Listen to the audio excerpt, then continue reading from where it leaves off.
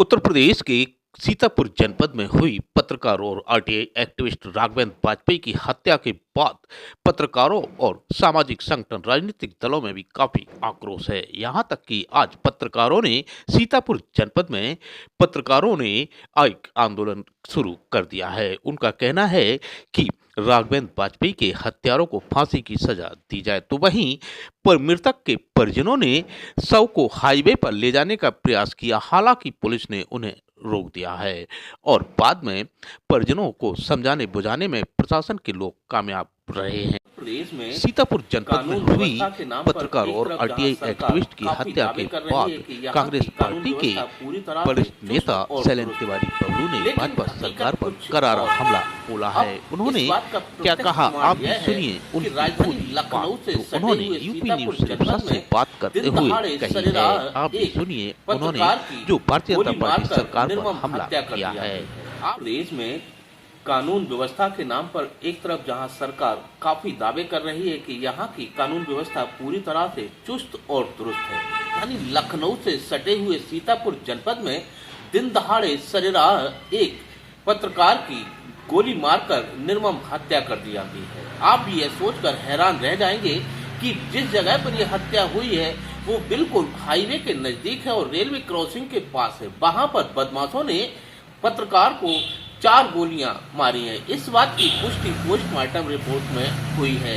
इसके अलावा जब इस बात की जानकारी पत्रकार के परिजनों को हुई तो वह सरकार के खिलाफ काफी आक्रामक हो गए। पोस्टमार्टम के बाद जब लाश घर पर आई तो परिवार वाले हाईवे पर जाम करने के लिए इकट्ठा हो गए, मगर प्रशासन ने उनको ऐसा करने से रोका है। फिर बाद में पुलिस ने हालांकि इस मामले में कई लोगों को हिरासत में लिया है। मैं आपको फिर स्पष्ट कर दूं, हिरासत में लिया है, अभी इस घटना का खुलासा नहीं हुआ है। हमारे साथ बात करने के लिए मौजूद हैं उत्तर प्रदेश कांग्रेस पार्टी के वरिष्ठ नेता शैलेंद्र तिवारी बबलू। उन्हीं से पूछते हैं कि प्रदेश में कानून व्यवस्था की स्थिति क्या है, जैसा कि भाजपा सरकार के लोग दावा कर रहे हैं। बबलू जी, ये प्रदेश में कानून व्यवस्था की स्थिति क्या है? देखिए, कानून व्यवस्था जो है वो मुझे लगता है कि आज की तारीख में कहीं ना कहीं एक सिस्टम की गुलाम बन चुकी। कहने को अपराधी मारे जा रहे हैं। अपराधी, खैर अपराधियों की कोई जाति धर्म तो होता नहीं है, उनके लिए कुछ हो रही है, लेकिन एक टारगेटेड चीज़ें जो हो रही हैं, जो नेताओं को पकड़कर अपराधी बना देना, उनको मार देना। आप ये बताइए, इन दिनों अभी आपने घटना देखी, आज तक आपने कभी सुना है कि चोर को गोली मार दी?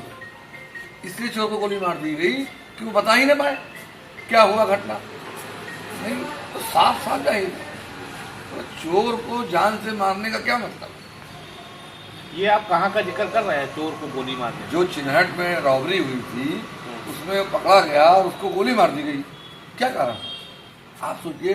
और मैं आपके माध्यम से बड़े बड़े कड़े शब्दों में आज तमाम पत्रकारों को भी निंदा करता हूँ। इतनी बड़ी घटना हो रही है, पत्रकार साथी खत्म हो रहा है, कम बड़ी बात है।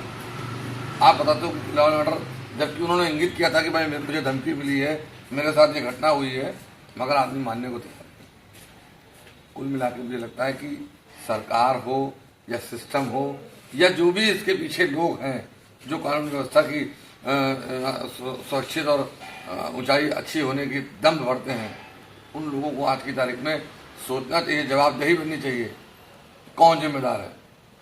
स्थिति बहुत भयावह है। मुझे लगता है कि आपने देखा कुंभ में वो व्यक्ति, अभी तक किसी को सजा नहीं मिली, घटनाएं हुई, वो लापरवाही थी। लेकिन सरकार तो कह रही है कुंभ में कुछ नहीं हुआ है, ये सब विपक्ष की साजिश है। ये लोग चाहते नहीं है कि कुंभ सफल हो, कुंभ बड़ा सफल हुआ है। देखिए, एक बात समझिए, कुंभ कभी असफल होगा ही नहीं, क्योंकि कुंभ जो है वो देश की सनातनी परंपरा का एक बहुत बड़ा विशाल जो है आपको अपने आप में एक स्तंभ है। और स्तंभ, जो विशाल स्तंभ है, वो किसी का जो है गुलाम या किसी की वो नहीं है। इसमें आम जनमानस की अपनी आस्था है। आपने क्या किया? आपने 17-18 किलोमीटर पैदल चलाया है। आप क्या व्यवस्था दे रहे थे? आप व्यवस्था देते क्या होता? 1000-1500 रिक्शा होते, खरीद लेते, 10-12 करोड़ का खर्चा और होता। कम से कम जो 40-50 साल का आदमी गया है वो घाट तक मैं बैठ के जाता तो एक सिस्टम बनाए थे, एक लेन इस लेन से जाएगा उस लेन से वापस। मगर आपने क्या किया, ना आपने किसी की मानी। आप तो ये मानते हो कि जो हमने कर दिया वही सदाकत है बस, उसके अलावा कुछ है ही नहीं। अरे पहले भी इस उत्तर प्रदेश में जो है कुंभ हुए हैं, महाकुंभ भी हुए हैं। आप हमको बताइए कब आबादी जो है जब कम थी तब भी लोग आए, तब कभी गिनती नहीं रहती थी। आज ये गिनती बताते हैं आंकड़ों में। आंकड़ों की स्थिति क्या है, फिर वही स्थिति बता रहा हूँ मैं आपको कि तुम्हारी फाइलों में जो मौसम गुलाबी है वो दावा झूठा और आंकड़े किताबी है। इनकी हर चीज कागजों में है। ये सरकार पूरी तरह से नज़ारों में है या अखबारों में है। जमीन पर अगर हकीकत देखिए तो कहीं पत्रकार की हत्या हो रही है, कहीं जो है रॉबरी हो रही है, कहीं चैन स्नैचिंग हो रही है। अभी लखनऊ में एक हत्या हो गई, तमाम हत्याएं हो रही हैं।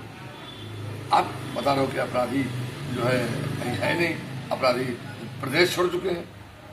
तो प्रदेश छोड़ चुके हैं तो डबल इंजन की सरकार है, कहाँ गए? यानी वो सरकार है जिनमें जहां वो शरण ले रहे हैं वो नहीं देख नहीं पा रही।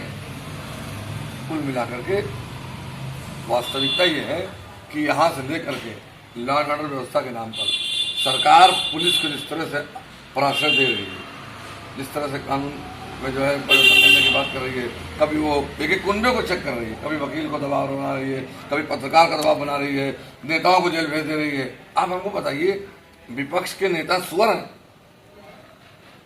विपक्ष के नेता जब कभी बताएंगे तो वो सुअर हैं उनकी दृष्टि। ये ऐसा कभी आपने सुना आज तक? वो भी एक साधु साधना और जिनको बाबा कहा जाता है, इस तरह की प्रवृत्ति के लोग इस तरह से बात करेंगे? हैं? गिद्ध हैं। अरे भाई कमी हम बता रहे हैं तो हम गिद्ध हैं या हम सुअर हैं? कल हम विपक्ष में जाएंगे तो आपको हम क्या, आप विपक्ष में जाएंगे तो आपको भी लोग ये कहेंगे। ऐसी परंपरा आप डाल रहे हैं। शब्दावली का कोई आप जो उच्चारण कर दे वही जो है राम वाक्य है, ऐसा तो नहीं हो सकता। आपने क्यों बताया? आप सदन में थे, आपको इस तरह की बात का जो है इस्तेमाल करना नहीं चाहिए, इस तरह के शब्दों का। आप कठोरतम शब्द बोलते, ठीक है, माना जाता है। मतलब विपक्ष आपको दिखाएगा कि आपने गलत किया। अरे आपने खुद कहा कि मरमाहत करने वाला, क्यों कहा आपने? ना कहते आप अपने ही बयान को। आप उस समय कौन से नजर से देख रहे थे जब आपने लोगों को कहा कि नहीं कोई घटना नहीं हुई? तो आपको आपके ऊपर कौन सी जो है वो रखी जाए, आपको किन शब्दों से नवाजा जाए? आप कुल मिलाकर के देखिए स्थिति ये हो गई है कि जो बोलना किसी और कंटेक्स्ट में चाह रहे हैं, बोल किसी कंटेक्स्ट में दे रहे हैं, कहना कुछ और चाह रहे हैं। अभी विपक्ष में लोगों ने जब आवाज उठाई सदन में, लोगों ने इंग्लिश का विरोध किया, उन्होंने कहा कटबुल्ला की बात लेके चले। अब जोर जोर से बोलने लगे, मीडिया ने लिख दिया, मीडिया वैसी। अरे भाई क्या इशू, क्या मुद्दा उस पर चल रहा है, कंटेक्स्ट पे बोल नहीं रहे हो। केवल आपको बोलना किस पे है? पाकिस्तान, अफगानिस्तान, इस्लामिस्तान, इसी पे बोलना है, क्योंकि यही आपकी दुकान है। इससे आपका धर्म और तेज चलता है। भाई आस्था किसकी नहीं? सैकड़ों वर्षों से यहाँ पर स्थितियाँ चली आ रही हैं। कभी इस तरह की चीज़ें नहीं रही। लेकिन आज आप लगातार पिंच करना, किसी करना। आप सोचिए अभी वो सीओ साहब बोल के चले गए हैं, कौन उनके ऊपर कार्रवाई करेगा? जो है अच्छा एक बताइए, किस आदमी ने कहा कि तुम होली ना मनाओ? किसी मुस्लिम ने कहा कि होली ना मनाओ? किसी ने कहा बताइए? सीओ साहब के वर्जन पर तो मुख्यमंत्री ने खुद कहा है कि हाँ ये सही है, होली साल में एक बार आती है और जुमा पावन होते हैं। मतलब उन्होंने सीओ साहब का समर्थन किया। देखिए ऐसी किसी भी शब्दावली पे वो लगातार करेंगे। लेकिन हम क्या करें? 52 बार जुमा आता है, इसमें कोई दो राय नहीं। होली एक बार आती है, इसमें भी कोई दो राय नहीं। इस शब्द के साथ आपने और क्या बोला? बाद में उन्होंने उसको संशोधन का सुधार किया है, घर से ना निकले। कौन कहाँ से निकलेगा, कहाँ से नहीं निकलेगा, ये कौन तय करेगा? कानून व्यवस्था के नाम पे कोई चीज़ है, संवैधानिक है, या तो फिर एक काम कर दीजिए।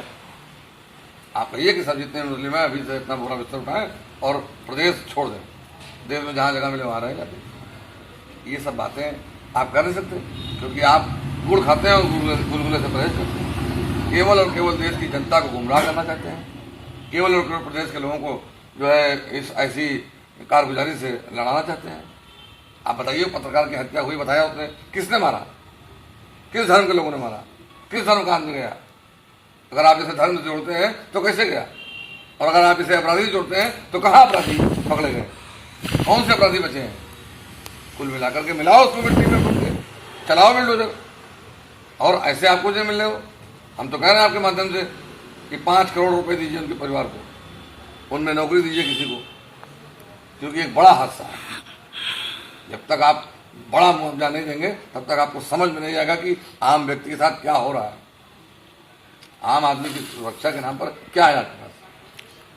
जब पत्रकार सुरक्षित नहीं, वकील को जो है धावा बोल रहे हो, नेताओं को बंद कर दे रहे हो, तमाम धाराओं में लगा दे रहे हो, भाई नेता विरोध किस तरह से करेगा? जाएगा, प्रदर्शन करेगा, धरना देगा, ये तो करेगा। अगर कोई बात उसको आवाज उठानी है, आपने 7 के मिनट लगा दिया। अरे ठीक है भाई, पुरानी राजनीति में लोग तोड़ फोड़ करते थे तो तब आता समझ में आता था। आज तो आदमी घर से निकल रहा है तो आप 144 लगा देंगे, 116 लगा देंगे, तो क्या मतलब? आप अच्छा, आपकी अब सरकार से क्या मांग है उस पत्रकार वाले मामले में? देखिए, सरकार से स्पष्ट मांग है कि सरकार की अगर संवेदना जरा भी हो तो 5 करोड़ रुपए दें और परिवार के एक शख्स को नौकरी दें, तभी जाकर के माना जाएगा कि संवेदना उनकी पत्रकारों के प्रति, समाज के प्रति, जो है उत्तर प्रदेश की जनता के प्रति है।